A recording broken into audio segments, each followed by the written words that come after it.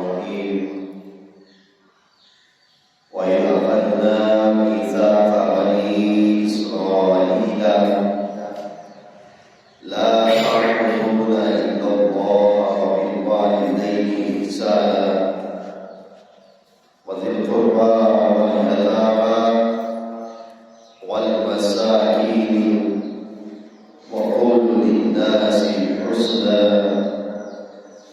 وأقيموا الصلاة وآتوا الزكاة ثم توليتم إلا قليلا منكم وأنتم معرضون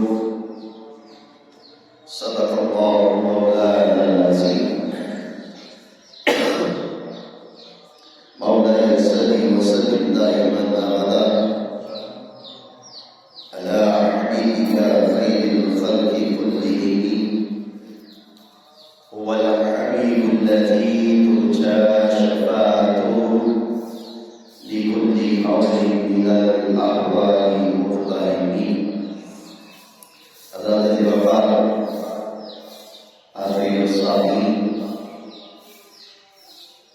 آج جماعت الاول کی 16 تاریخ ہے. گزشتہ جماعت ہمارے موقع پر جو گفتگو تھی وہ والدین کے ساتھ اس کے سلوک کے حوالے سے. آج کی گفتگو بھی اسی گفتگو کا دوسرا حصہ ہے اور ساتھ ہی میں گزارش کرتا ہوں اپنے نوجوان دوستوں سے، بچوں سے، بچیوں سے، بہنوں سے کہ گفتگو کو ذرا توجہ سے سنیں، کیونکہ اس مادی منفرد دور کے اندر ہمیں ان چیزوں کی اشد ضرورت ہے جو آج ہم اپنے والدین سے دور ہو چکے، جو آج ہم بہت ساری سرکشیوں کا شکار ہیں، گناہوں میں مبتلا ہیں.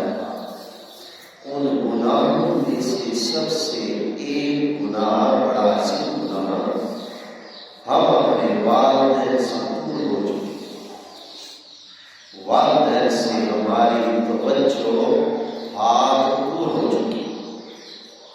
ہم نے ان کی دیکھ بھال، پرورش کرنا، دیکھ بھال کرنا، ان کے ساتھ گفتگو کرنا، ہم نے اس امر سے دور ہو چکے جو رب کائنات میں اللہ اور اس کے رسول نے ہمیں حکم دیا. میں نے جو قرآن مجید فرقان حمید کی آیات بشیرات تلاوت کی، اس میں رب کائنات نے سب سے پہلے اپنی عبادت کا حکم دیا. میں میرے ساتھ کسی کو شریک نہیں ٹھہرانا، اور پھر اس کے بعد رب کائنات نے والدین کے ساتھ حسن سلوک کا حکم دیا.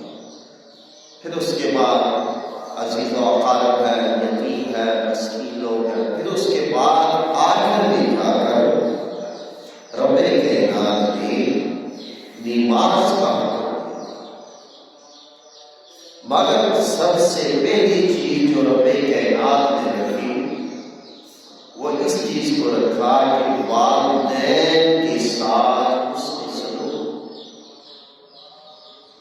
رب کی عبادت آدمی ہزار مرتبہ کرتا رہے، دن رات نمازیں پڑھتا رہے، اور مسلسل بے در بے روزے رکھتا رہے، حج کرتا رہے، زکات دیتا رہے، تہجد ادا کرتا رہے، جو کچھ بھی کرتا رہے، اگر وہ شخص والدین کا نافرمان ہے، والدین کے ساتھ اس کا حسن سلوک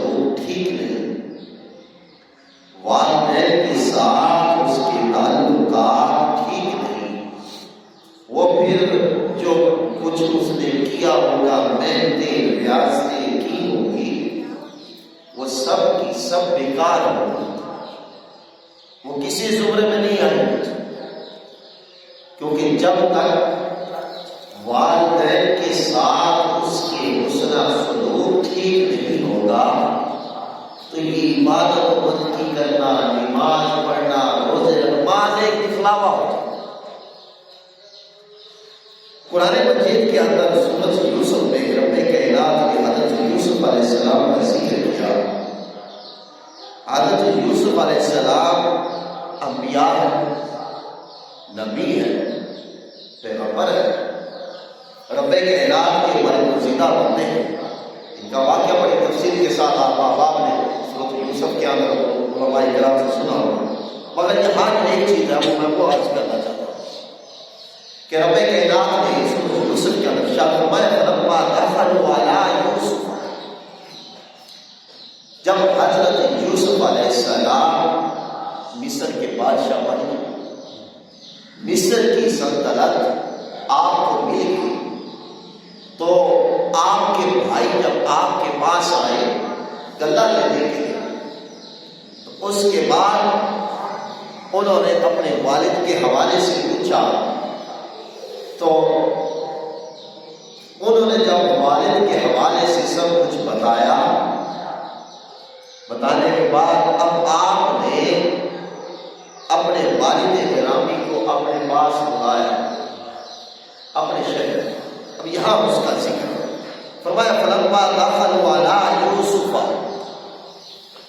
پھر جب وہ سب افراد خانہ یعنی پورا اہل خانہ، اس میں والدین بھی شامل ہیں، بہن بھائی بھی شامل ہیں، جب سب افراد خانہ یوسف علیہ السلام کے پاس آئے، ابویہ وقال ادخلوا مصر ان شاء اللہ آمنین، تو حضرت یوسف علیہ السلام بادشاہ تھے، اب اس میں ان کے باپ بھی تھے، کیونکہ افراد یہاں لفظ استعمال کیا کہ اب سب افراد خانہ یعنی سب اہل خانہ، اب اس کے باپ بھی تھے، آپ کے بھائی بھی تھے۔ اب حضرت یوسف علیہ السلام نے بھائیوں کو نہیں دیکھا، بھائی تو میرے بھی آ چکے تھے گلہ لینے کے لیے، مگر وہ استقبال کے لیے مصر کے شہر کے دروازے پر گئے، اور تنہا بھی نہیں گئے، باقاعدہ لشکر کے ساتھ گئے، 12,000 کا لشکر انہوں نے یوسف علیہ السلام نے اپنے ساتھ لیا۔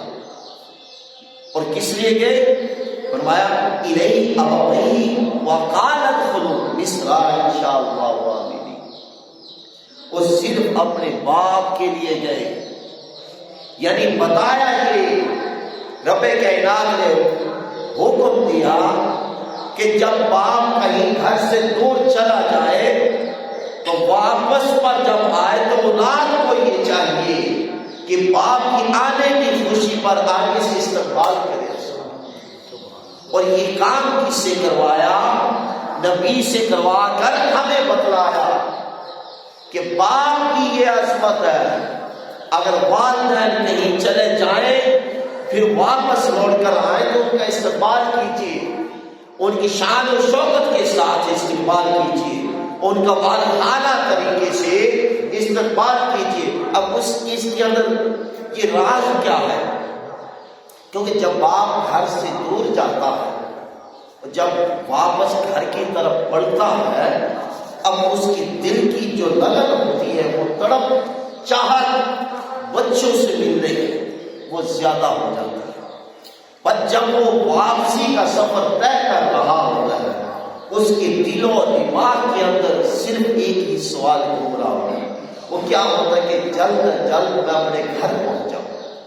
اگر نیک صالح اولاد ہو، خدمت گار اولاد ہو، حسن سلوک والی اولاد ہو، جب آگے سے والدین کا استقبال کرتے ہیں تو وہ خوشی کا جو منظر ہوتا ہے، اور اس لمحے جو باپ کی زبان سے لفظ ادا ہوتے ہیں اپنے بیٹے کے لیے، وہ رب کائنات رد نہیں فرماتا۔ اور پھر دوسری چیز، جب وہ سما ہوتا ہے کہ بیٹا باپ کو ایک استقبال کے لیے آگے جاتا ہے، اور یقیناً ہم نے دیکھا بھی ہوگا اور دیکھتے بھی رہیں گے کہ وہ جو منظر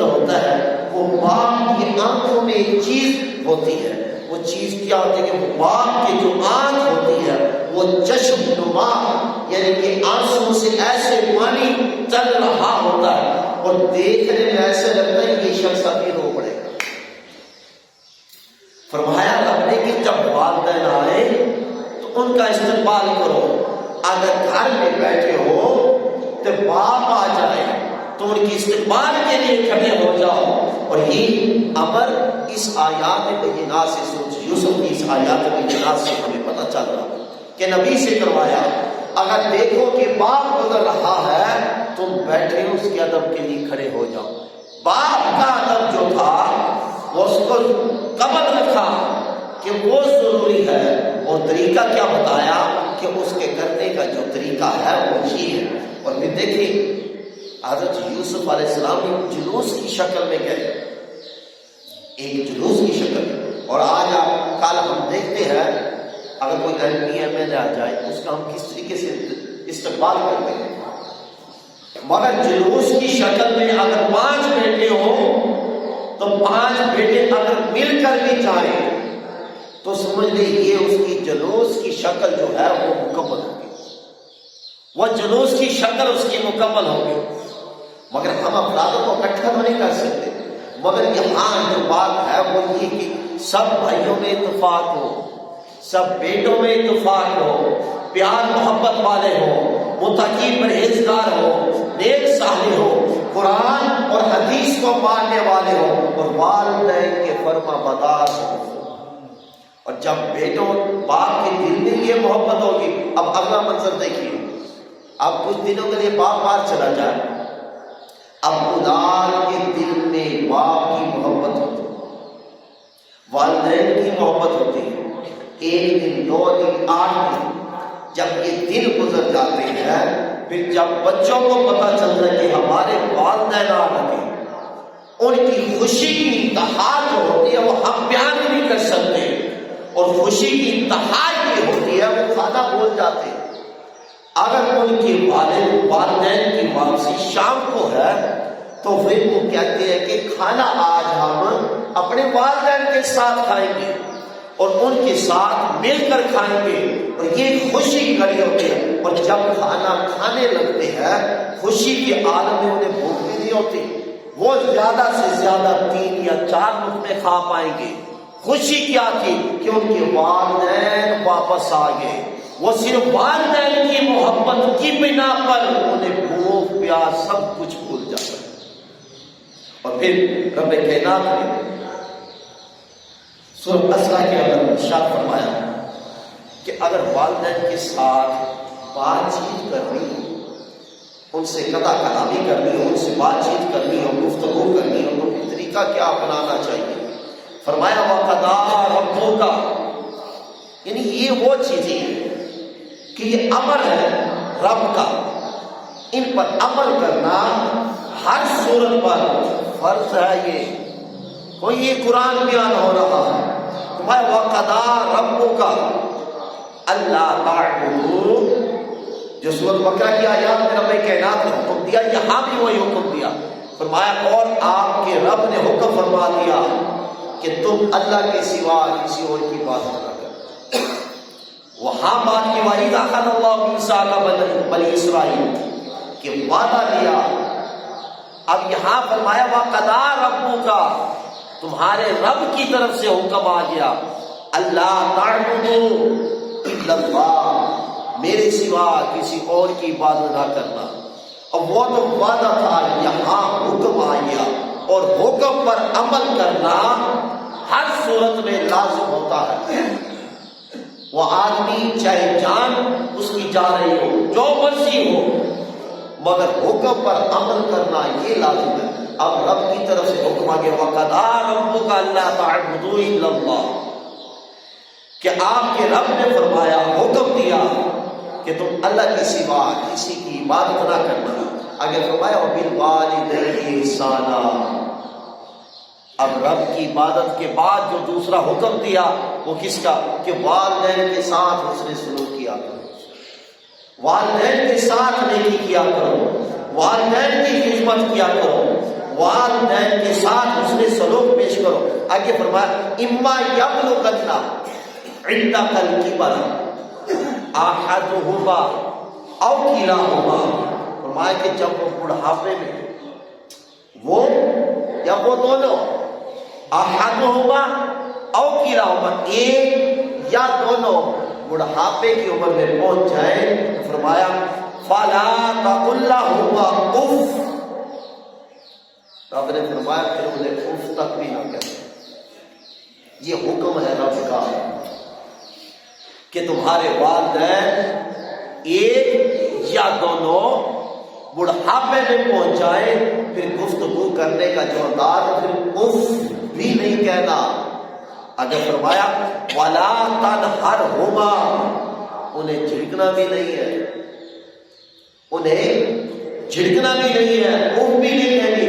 وَقُلْ لَهُمَا قَوْلًا كَرِيمًا, اور فرمایا ان دونوں کے ساتھ بڑے ادب طریقے سے بات کرے, نرم طریقے سے بات کرے, نرم لہجے میں بات کرے, نرم گفتگو کرے, کیونکہ تمہارے ہی والدین ہیں.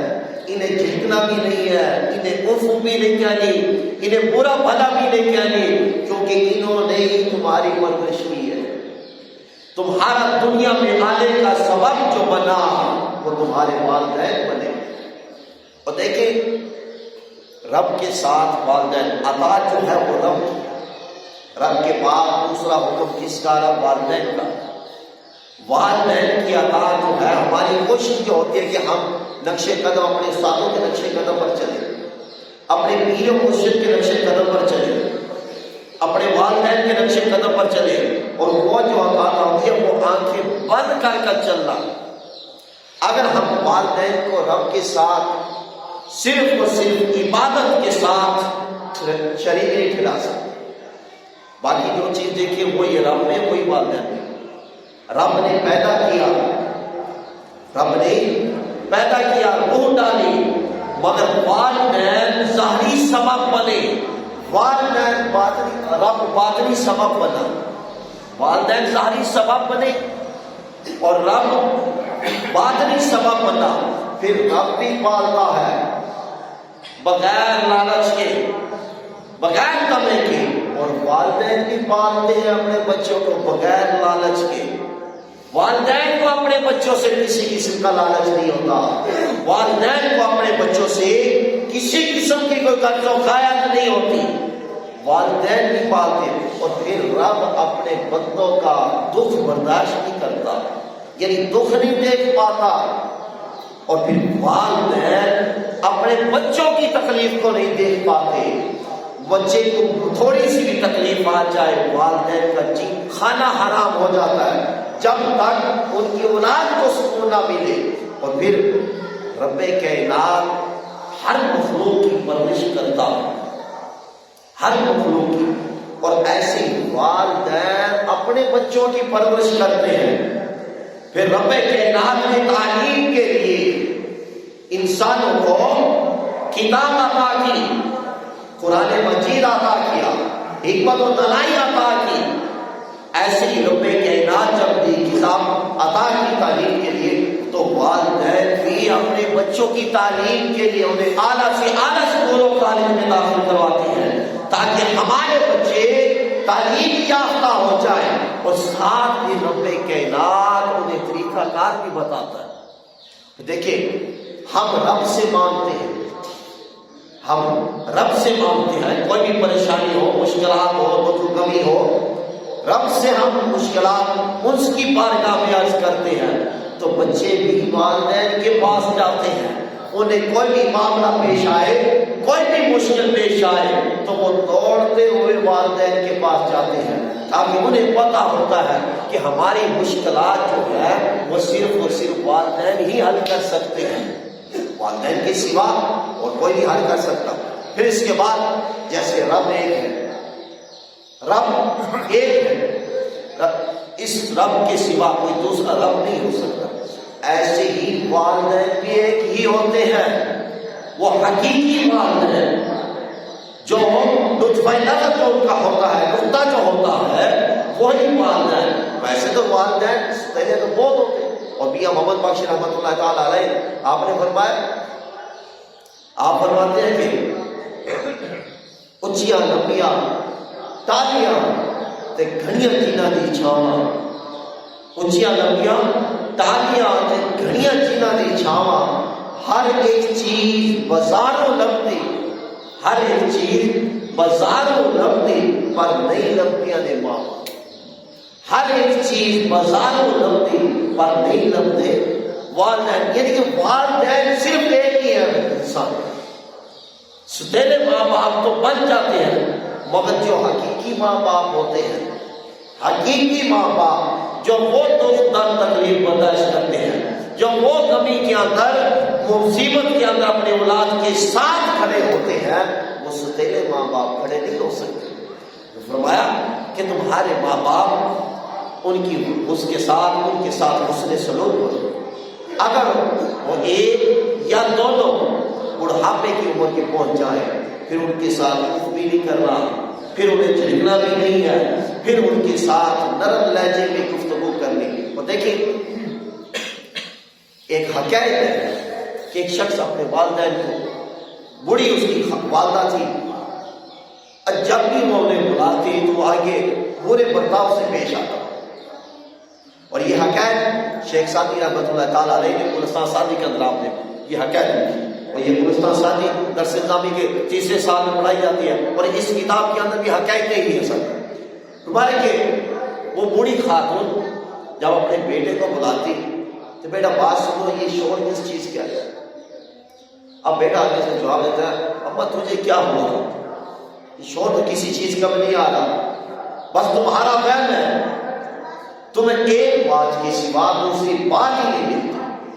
جب وہ بار بار پوچھتی رہی تو بیٹا یہ جواب دیتا رہا، آخر میں طنز کے طور پر تنگ آ گیا، وہ تنگ آ کر کہتا اپنی والدہ کو جو بوڑھی ہے کہ آپ اپنی اس زبان کو لگام دے کر رکھیں تو ہمیں سکون مل جائے، ہمیں سکون مل جائے کچھ پل کے لیے۔ جب والدہ نے یہ بات سنی تو والدہ نے کہا بیٹا ادھر اور بات سنی۔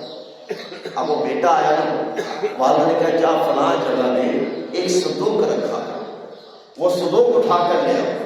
جب وہ صندوق آیا، اب اس کو کھولا تو اس کے اندر سے ایک کتاب نکلی، اور کم بیش وہ کتاب 1000 صفحے کی تھی، 1000 صفحے پر مشتمل وہ کتاب تھی۔ اب والدہ نے کہا بیٹا یہ کتاب کھولو۔ اب جب کتاب کھولی اور کتاب کے اوپر لکھا کیا ہوا تھا؟ اس کتاب کے اوپر یہ لکھا ہوا تھا کہ بیٹا اس کا بچپن میں پوچھتا تھا اپنی والدہ سے کہ یہ تار کے اوپر اما کیا بیٹھا ہے، اپنی والدہ سے کہتا تھا۔ تو جتنی مرتبہ اس کی والدہ نے بتایا وہ سب کا سب اس نے کتاب میں نوٹ کیا۔ تو بیٹا بات یہ ہے کہ تم نے مجھ سے 1000 مرتبہ پوچھا، تو سارا دن مجھ سے یہ پوچھتا رہا کہ ماں تار پر کیا ہے، تو میں نے تجھے جواب دیا مگر طنز نہیں، اور آج میں نے تجھ سے اتنی 5 مرتبہ یا 10 مرتبہ تم سے پوچھا اور تم نے طنزیہ کلام کہا، ذرا اس وقت کو بھی یاد کر۔ اور دیکھیے رب کائنات جو حکم دیتا ہے وہ ساری رب جانتا ہے کہ یہ ماحول کیسا ہو۔ رب کائنات نے جتنے بھی انبیاء کرام بھیجے ان کو معجزے دے کر بھیجے، ان کی قوم کے مطابق معجزات دے کر بھیجے۔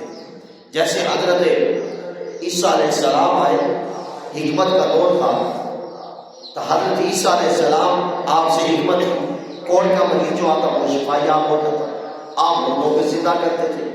حضرت موسیٰ علیہ السلام آئے تو جادو کا دور تھا، حضرت موسیٰ علیہ السلام نے جادو کا توڑ کیا، مگر حضور سید عالم صلی اللہ علیہ وسلم تشریف جب لائے تو وہاں ماں کو ماں کا مقام نہیں مل رہا تھا، باپ کو باپ کا مقام نہیں مل رہا تھا، بہن کو بہن کا مقام نہیں مل رہا تھا۔ جب حضور سید عالم صلی اللہ علیہ وسلم آپ تشریف لائے تو پھر آپ نے آ کر اس ماں کو ماں کا مقام عطا کیا، باپ کو باپ کا مقام عطا کیا، اور بہن کو بہن کا مقام عطا کیا۔ اور یہ عزت، یہ شہرت، یہ جو رب کائنات نے حکم ہمیں دیا، ہمیں اس لیے دیا تاکہ یہ میرے بندے بھی ان قوموں کی طرح سزا یافتہ نہ ہو جائے۔ حکم دے کر اپنی عبادت کے بعد اور سات طریقہ بھی بتلا دیا، خالی یہ نہیں کہ والدین سے حسن سلوک کرنا، فرمایا اگر وہ بوڑھے ہو جائیں، ایک یا ان میں سے ایک، دونوں یا ان میں سے ایک، پھر انہیں ولا اف بھی نہ کہنا، ولا تنہرہما، انہیں جھڑکنا بھی نہیں، آگے فرمایا وَقُلْ لَهُمَا قَوْلًا كَرِيمًا، ان دونوں کے ساتھ ادب سے گفتگو کرنا، نرمی لہجے کے ساتھ گفتگو کرنا، ان کی گستاخی نہ کرنا، ان کی بے ادبی نہ کرنا۔ اور پھر رب کائنات نے آگے بھی فرمایا وَأَخْفِضْ لَهُمَا جَنَاحَ الذُّلِّ مِنَ الرَّحْمَةِ، فرمایا ان دونوں کے لیے نرم دلی سے عجز و انکساری کے ساتھ، عاجزی کے ساتھ ان کے لیے دعا کرو۔ اور دعا کیا کرنی ہے؟ فرمایا وَقُلْ رَبِّ ارْحَمْهُمَا كَمَا رَبَّيَانِي صَغِيرًا، کہ مولا کائنات جیسے ہم چھوٹے تھے، ہم بچپن میں تھے، انہوں نے جیسے ہم پر رحم کیا، مولا کائنات آج تو بھی ان پر رحم، جیسے انہوں نے ہماری دیکھ بھال کی، جیسے انہوں نے ہماری پرورش کی، جیسے انہوں نے ہمارے ساتھ بچپن میں جو طریقہ اپنایا، جو رحم کیا، مولا کائنات تو بھی ان کے ساتھ کوئی شفقت فرما۔ اور دیکھیں والدین ایک ایسی عظیم دولت ہے، ایک ایسی عظیم نعمت ہے کہ اگر ان کی ناراضگی ہو والدین کی تو حقیقت میں یہ خود خدا کی ناراضگی حقیقت میں۔ اور آج ہم دیکھتے ہیں، روزمرہ کی روٹین پر دیکھتے ہیں، فلاں جگہ پر فلاں واقعہ ہو گیا، فلاں جگہ پر فلاں واقعہ ہو گیا، فلاں بیٹے نے باپ کو مار ڈالا، فلاں بیٹے نے ماں باپ دونوں کو مار ڈالا، فلاں نے ایسے کر ڈالا۔ اور یہ در حقیقت ہے کیا؟ آج زلزلے جو آ رہے ہیں یہ کس بنا پر آ رہے ہیں؟ آج مشکلاتوں کا شکار ہو رہے ہیں کس بنا پر ہو رہے ہیں؟ آج اس سے موت آ رہی ہے کس وجہ سے آ رہی ہے؟ آج ہر طرف پریشانیاں ہیں، مشکلات ہیں، وہ سبب کیا ہے؟ وہ اس کا ایک سبب تو یہ ہے کہ اولاد والدین کی نافرمان ہو چکی، کہ آج اولاد نے والدین کی دیکھ بھال کرنا چھوڑ دیا، کہ آج اولاد نے والدین کے ساتھ حسن سلوک سے پیش آنا چھوڑ دیا، کہ آج اولاد نے والدین کے ساتھ اٹھنا بیٹھنا چھوڑ دیا، ان سے بات چیت کرنا چھوڑ دیا، حالانکہ یہ حکم تھا رب کائنات کا۔ اور پھر حدیث مبارکہ سماعت کیجیے، یہ حدیث ابن ماجہ، نسائی، ترمذی، الترغیب و ترہیب کے اندر یہ حدیث مبارکہ موجود ہے۔ فرمایا یا حضور صلی اللہ علیہ وسلم نے فرمایا، اور یہ حدیث کو حضرت ابو امامہ روایت کرتے ہیں کہ ایک آدمی آیا، اس نے آ کر عرض کیا یا رسول اللہ صلی اللہ علیہ وسلم ما حق الوالدین علی ولدہما، یعنی والدین کا اپنی اولاد پر کتنا حق ہے؟ سوال کیا کہ والدین کا اپنی اولاد پر کتنا حق ہے؟ تو قال حضور صلی اللہ علیہ وسلم نے فرمایا ہما جنتک ونارک، تمہارا حق اتنا ہے کہ وہ دونوں تیرے لیے جنت بھی ہے اور جہنم بھی ہے، وہ دونوں تیرے لیے جنت بھی ہے اور جہنم بھی ہے۔ اب تمہارے ہاتھ میں ہے، تو چاہے خدمت کر کے ان کی جنت میں چلا جا، تو چاہے خدمت نہ کر کے جہنم میں چلا جا۔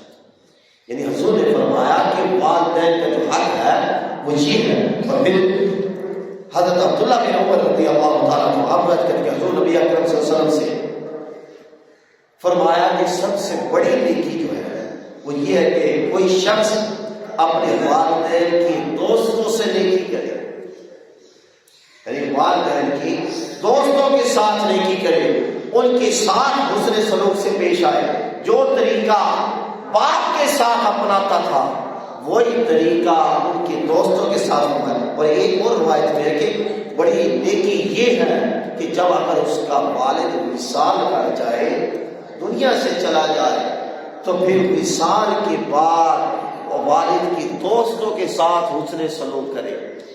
اور پہچان کہاں سے ہوتی؟ اگر کوئی شخص، اگر کوئی آدمی نیک عمل کرتا ہے، نیک صالح عمل کرتا ہے، تو پہچان کہاں سے ہوتی ہے؟ یار فلاں کا بیٹا کتنا اچھا ہے، اس کا باپ بھی اچھا تھا، آج اس کا بیٹا بھی اچھا ہے۔ اگر وہ برائی کی طرف جائے گا، نیک اعمال نہیں کرے گا، پھر بھی لوگ اس کے والدین سے تشبیہ دیں گے، یار اس کا باپ تو اچھا تھا مگر بیٹا کیسا بن گیا، بیٹا نافرمان بن گیا، بیٹا برائیوں کی طرف آ گیا، بیٹا رب سے دوری، دین سے دوری کا رستہ اپنا چکا۔ اور پہچان ہمیشہ والدین سے ہوتی ہے، جو بھی طریقہ اپنائیں گے، جہاں بھی چلے جائیں، ہمیشہ والدین سے ہی پہچان ہوگی۔ حضرت جابر رضی اللہ تعالیٰ عنہ کہتے ہیں کہ جہاد کا مشورہ لینے کے لیے حضور نبی اکرم صلی اللہ علیہ وسلم کی خدمت میں حاضر ہوا تو حضور نبی اکرم صلی اللہ علیہ وسلم نے فرمایا کہ تمہارے ماں باپ زندہ ہیں؟ تمہارے ماں باپ زندہ ہیں؟ میں نے عرض کیا جی ہاں زندہ ہیں۔ تو آپ نے فرمایا انہی کے ساتھ رہو، اگر ماں باپ زندہ ہیں پھر انہی کے ساتھ رہو۔ فرمایا جنت ان کے پاؤں کے تلے ہے، یعنی جنت بھی تمہارے والدین کے قدموں کے نیچے ہے۔ اب انہی کے ساتھ رہ کر جہاد بھی کرو، انہی کے ساتھ رہ کر جنت بھی حاصل کرو۔ گویا بات کرنے کا جو ساری گفتگو کرنے کا مقصد تھا وہ یہ کہ سب سے بڑا فتنہ یہ برپا ہو چکا ہے کہ والدین اولاد والدین کی نافرمان ہو چکی ہے، اور رب کائنات نے اپنی عبادت کے بعد جو حکم دیا ہے وہ صرف اور صرف والدین کے ساتھ حسن سلوک کا حکم دیا ہے، والدین کے ساتھ نیکی کا حکم دیا ہے، والدین کے ساتھ ادب و احترام کا حکم دیا ہے۔ والدین کو اف بھی نہیں کہنا، اگر وہ بڑھاپے کو پہنچ جائیں انہیں جھڑکنا بھی نہیں ہے، انہیں برے بھلا بھی نہیں کہنا، بلکہ ان کے ساتھ نرم لہجے کے ساتھ گفتگو کرنی ہے، ان کے ساتھ نرمی والی گفتگو کرنی ہے۔ اگر والدین کہیں چلے جائیں، جب واپس آئیں تو پھر رب کا یہ امر ہے کہ ان کا استقبال کریں، ان کی شان و شوکت استقبال کریں، ان کو آگے لینے کے لیے جائیں، ان کو لینے کے لیے جائیں اور ان کو اپنے ساتھ لے کر آئیں، پھر ان کے پاس بیٹھے کچھ وقت نکالیں کہ والدین کی صحبت اختیار کریں، کچھ وقت نکال کر ان کی سنگت میں بیٹھیں، کچھ وقت نکال کر ان کی معیت میں بیٹھیں، تاکہ والدین کو دلی سکون اور اطمینان ملے، تاکہ والدین کے دل سکون میں آ جائے، تاکہ ان کی ذہنی حالت وہ اپنی جگہ پر قائم و دائم رہے۔ حضرت ابو ہریرہ رضی اللہ تعالیٰ عنہ روایت کرتے ہیں کہ حضور سید عالم صلی اللہ علیہ وسلم نے فرمایا کوئی بھی اولاد اپنے باپ کا حق ادا نہیں کر سکتی، کوئی بھی اولاد اپنے باپ کا حق ادا نہیں کر سکتی مگر اس صورت میں کہ باپ اس کا غلامی کی زندگی جی رہا ہو اور اسے وہ آزاد کرائے۔ اور آج کل تو اللہ ماشاءاللہ غلامی کا سسٹم بھی ختم ہو گیا، یہ تو پرانے وقتوں کی بات تھی کہ اس وقت غلامی کی فرمائے کہ کوئی بھی اولاد اپنے باپ کا حق ادا نہیں کر سکتی، وہ اب جتنی مرضی خدمت کرتا رہے، وہ اپنے کندھوں پر بٹھا کر اگر باپ کو حج بھی کروا دے پھر بھی وہ اپنے باپ کا حق ادا نہیں کر سکتے۔ تو پیغام یہی ہے کہ کوشش کریں نوجوان احباب بچے کہ آج وقت ہے جن کے والدین حیات ہیں، والدین سے حسن سلوک کے ساتھ پیش آئیں، ان کے ساتھ جب گفتگو کریں تو نرم لہجہ اختیار کریں، ان کی گستاخی نہ کریں، ان کی بے ادبی نہ کریں، ان کی توہین نہ کریں، ان کی دیکھ بھال کریں، خود اپنے پر کم خرچ کریں، والدین پر زیادہ کریں، ان کی ہر دیکھ بھال میں ہر طرح سے ان کی دیکھ بھال کریں تاکہ وہ تم سے پر راضی ہو جائیں۔ اگر وہ خوش ہو گئے تو پھر رب کائنات یقیناً یہ دنیا بھی ہماری تبدیل کر دے گا اور یقیناً آخرت بھی تبدیل کر دے گا۔ اور دیکھیں والدین ایک ایسی عظیم دولت، ایک ایسی عظیم نعمت رب کائنات کی طرف سے عطا ہوئی۔ حضور سید عالم صلی اللہ علیہ وسلم کے زمانہ مبارکہ آپ نے کسی کو جبرن کلمہ نہیں پڑھایا۔ حضرت اسماء بنت ابی بکر رضی اللہ تعالیٰ عنہ آپ حضور سید عالم صلی اللہ علیہ وسلم کے بعد تشریف لائے، بخاری شریف کی حدیث سے بات، اور اگر عرض کرتی ہے یا رسول اللہ صلی اللہ علیہ وسلم میری والدہ تشریف لائی. کون تشریف لائی؟ والدہ تشریف لائی، لیکن وہ ہے کافر، مومن نہیں، ابھی مسلمان نہیں ہوئی. اب مجھ پر ان کا کیا حق ہے؟ یعنی میں ان کے ساتھ حسن سلوک میں کیسا کروں، ان کے ساتھ برتاؤ کیسا کروں؟ تو حضور سید عالم صلی اللہ علیہ وسلم نے فرمایا اسما تم بھی ان کے ساتھ حسن سلوک وہی کرو جو اپنے باپ سے کرتے ہو. ہاں وہ کافر ہے، مسلمان نہیں ہوئی ابھی، وہ کافر ہے، مشرک ہے، ابھی مسلمان نہیں ہوئی، مگر یہ دیکھو کہ ہے تو تمہاری ماں، بھائی ہے تو تمہاری ماں، وہ کس حال میں بھی ہو، لیکن جو اس کی اطاعت ہے، جو ان کی خدمت ہے، جو حسن سلوک ہے، وہ تم پر لازم ہے. تم اسی طریقے سے کرو جیسے تمہیں کرنے کا حق ہے، جیسے رب کائنات نے تمہیں حق ادا کیا، جیسے رب کا حکم ہے اسی طریقے کے ساتھ حسن سلوک کرو. رب کائنات نے قید نہیں لگائی، اور خود حضور سید عالم صلی اللہ علیہ وسلم نے آپ نے بھی کوئی قید نہیں لگائی. اگر آپ چاہتے تو فرما سکتے تھے کہ آپ کی والدہ کافر ہے، ٹھیک ہے ملاقات نہیں کرنی، آپ مومن ہو، مسلمان ہو، مگر والدہ آپ کی کافر ہے. مگر ایسا ہرگز نہیں ہوا کہ حضور جانتے تھے آپ تو دلوں کو ملانے کے لیے آئے تھے، آپ تو بچھڑے ہوئے لوگوں کو ملانے کے لیے آئے تھے، آپ تو ماں کو ماں کا مقام دینے کے لیے تشریف لائے تھے، آپ باپ کو باپ کا مقام دینے کے لیے تشریف لائے تھے، بہن کو بہن کا مقام دینے کے لیے تشریف لائے تھے. آپ رمضان آسمان میں آپ اپنی والدہ کی خدمت کریں. تو دوستوں پیغام یہ ہے کہ آج ہم والدین کی خدمت سے دور ہیں. کوشش کریں وقت کو نکالیں، والدین کو ٹائم دیں، ان کے ساتھ نرم لہجے کے ساتھ گفتگو کریں. بیمار ہے ان کی دوائی کا صحت کا دیکھ کر خیال رکھیں، ان کپڑوں کی ضرورت ہے کپڑوں کا خیال رکھیں، کسی چیز کی بھی ضرورت ہو والدین کے ساتھ حسن سلوک سے پیش آئے. اگر والدین کی طرف سے کوئی ایک بھی دعا تمہارے ہاتھ میں اگر نکل گئی تو دنیا بھی تبدیل ہو جائے گی، دنیا اور آخرت دونوں ہی سمجھ جائے گی. اللہ تعالیٰ ہم سب کو والدین کی خدمت کرنے کی توفیق عطا فرمائے. وما علینا الا البلاغ المبین.